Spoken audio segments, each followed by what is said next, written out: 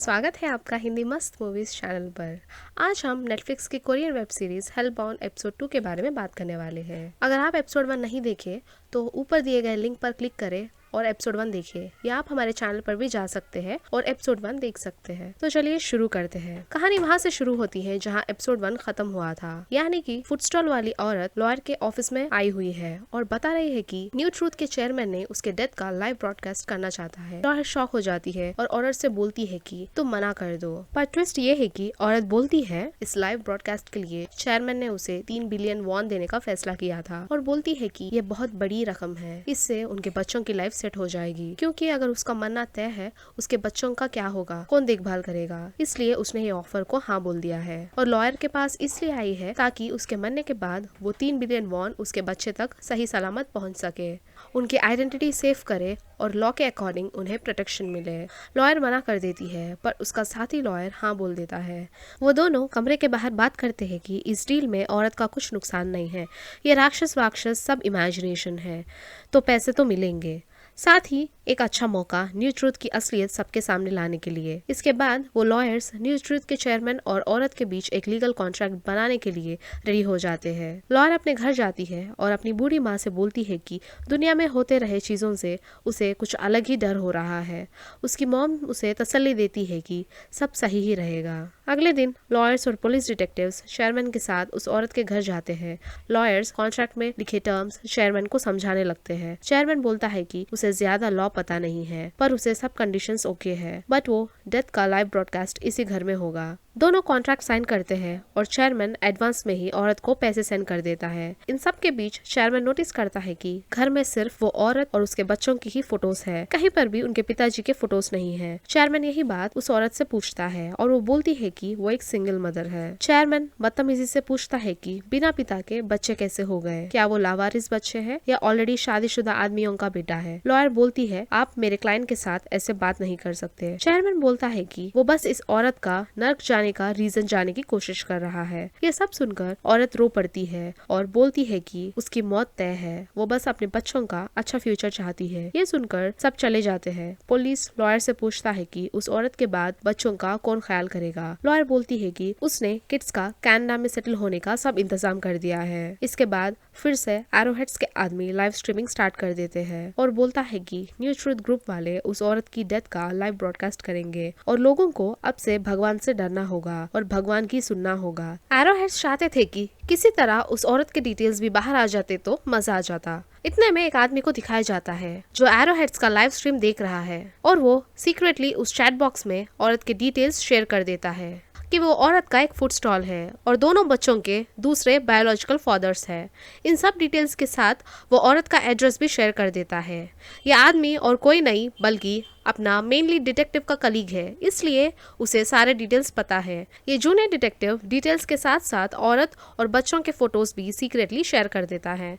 Mainly detective और lawyer को ये इन्फॉर्मेशन मिल जाती है कि किसी ने सीक्रेटली उस औरत के डिटेल्स इंटरनेट में लीक कर दिया है, लेकिन उस आदमी जिसने इन्फॉर्मेशन लीक किया है उसका पता नहीं है। लॉयर तुरंत औरत के घर निकल पड़ती है क्योंकि उसे पता है कि लोग जल्दी ही उस औरत के घर आ जाएंगे और उस औरत के जान को भी खतरा है। वो पुलिस को कॉल करके बोलती है कि उसने बच्चों के लिए कनाडा के नेक्स्ट फ्लाइट के टिकट्स बुक कर दिए हैं और वो डायरेक्ट एयरपोर्ट को जाएंगे।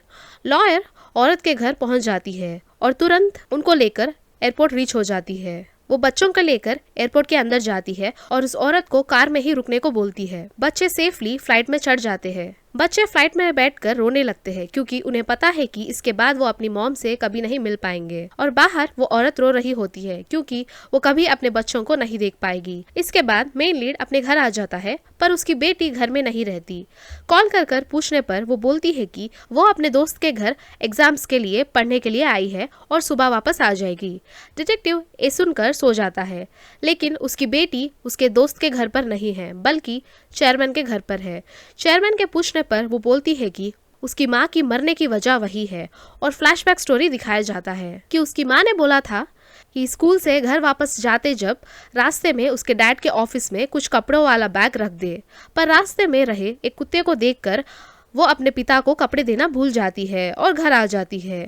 माँ ये देखकर बोलती है कि कोई बात नहीं, मैं खुद ही वो कपड़ों वाला बैग देकर आऊंगी, और घर से निकल पड़ती है। कुछ ही देर बाद पता चलता है कि एक आदमी ने उसकी मॉम का मर्डर कर दिया है। इसी वजह से वो समझती है कि उसकी मॉम के मौत का कारण वही है और वो अपने आप को दोषी मानती है। चेयरमैन उस लड़की को कंसोल करता है और बोलता है कि वो समझ सकता है उस पर और उसके पिता पर क्या बीत रही होगी, और वो मर्डरर कुछ साल जेल में रहकर खुलेआम फिर से पब्लिक में घूम रहा है, जो एक नाइंसाफी है, इसलिए वो उससे बदला लेने में मदद करेगा। चेयरमैन अपना नेटवर्क यूज करके उस मर्डरर के डिटेल्स निकाल देता है। उस बच्ची के साथ उस जगह को जाता है। वो मर्डरर खुलेआम रोड पे दारू पीते हुए कहीं जा रहा होता है। बच्ची अपनी माँ का मर्डर को देखकर बहुत एग्रेसिव हो जाती है और उसका पीछा करके मौका मिलने पर एक शांत रोड पे मर्डर पर टेजर गन से अटैक करती है और वो आदमी टेजर से लगे हुए इलेक्ट्रिक शॉक की वजह से बेहोश हो जाता है। इसके बाद चेयरमैन और लड़की मिलकर उसे एक इलेक्ट्रिक क्रीमेटोरियम की जगह ले जाते हैं और उसे अंदर डालकर जला देते हैं और उसकी बॉडी को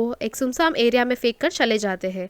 अगले दिन पूरी मीडिया उस बॉडी के पास आ जाती है। हमारे मेन लीड को ये बात पता चलती है और वो डिटेल्स चेक करने के लिए जल्दी से स्टेशन जाता है। वहाँ उसका बॉस उसे बोलता है कि ये वही आदमी है जिसने उसकी वाइफ का मर्डर किया था। डिटेक्टिव को ये बात समझ नहीं आती है पुलिस से पहले मीडिया को कैसे इसकी खबर लग गई और इस आदमी को किसने मारा होगा। नेक्स्ट सीन में ये दिखाया जाता है कि एरोहेड्स फिर से लाइव स्ट्रीम स्टार्ट करता है, जिसमें वो बोलता है कि 6 साल पहले मर्डर करके जेल से बाहर निकले हुए आदमी को नर्क के राक्षसों ने जला दिया है और अब इस औरत की बारी है। ऐसे बोलकर वो लोगों को बहुत भड़काता है, जिससे उस औरत के घर के बाहर बहुत भीड़ जमा हो जाती है। पर लॉयर पुलिस के साथ मिलकर उस औरत का पूरा प्रोटेक्शन किए हुए रहते हैं और पुलिस घर में कैमरा फिक्स करती रहती है ताकि कॉन्ट्रैक्ट के अनुसार उसके डेथ का लाइव ब्रॉडकास्ट हो सके। डिटेक्टिव स्टेशन में बैठकर उसकी वाइफ के मर्डरर की लाश के रिपोर्ट्स देख रहा होता है और अपने सीनियर को कॉल करके उस जगह का सीसीटीवी कैमरा के रिकॉर्डिंग्स पूछता है। इतने में स्टेशन पर बहुत सारे एरोहेड ग्रुप के टीनेजर्स अटैक कर देते हैं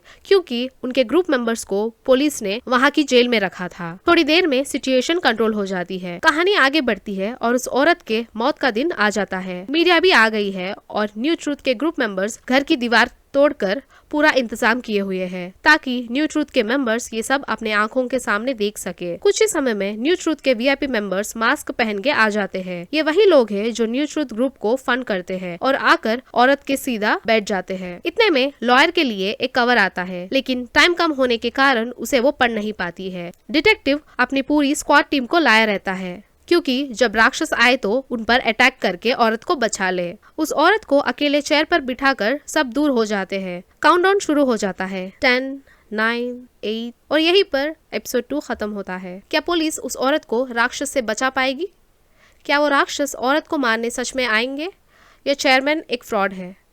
जाने के लिए देखिए हमारा अगला वीडियो हेलबाउंड एपिसोड 3, जो वीडियो के एंड में रहेगा या जल्दी ही अपलोड होगा। तब तक के लिए टेक केयर, स्टे सेफ।